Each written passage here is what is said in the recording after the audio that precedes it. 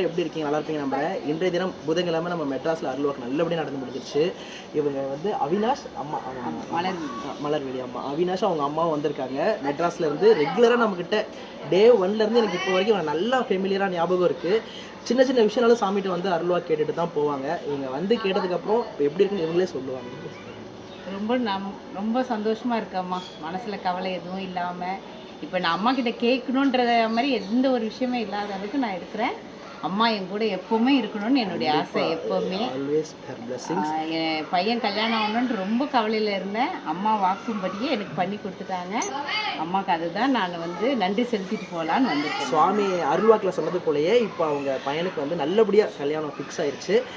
எப்பவுமே கல்யாணம் ஆனதுக்கப்புறம் தான் செய்வாங்க. அவங்க முன்னாடியே நம்ம சுவாமிக்கு பட்டு சேலை ஒரு சூப்பர் ஒரு மயில் கழுத்து கலரில் பாருங்க, இவங்க எடுத்து கொடுக்குற சாரீஸ் எல்லாமே சூப்பராக இருக்கும். ஆல்ரெடி ஒரு சாரீ எடுத்து கொடுத்துருவாங்க ரெட் கலரில். அதே மாதிரி இன்னைக்கு இந்த மயில் கழுத்து கலரில் ஒரு பட்டு சேலையும், அதே மாதிரி சுவாமிக்கு வந்து பவுனில் தாலியும், பட்டில் சேலையும் பவுனில் தாலியும் அம்பாளுக்கு எடுத்து வந்து சாத்துறாங்க.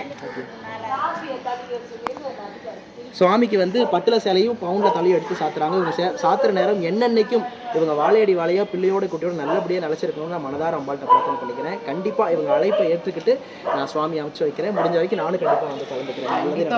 கண்டிப்பாக வரேன்.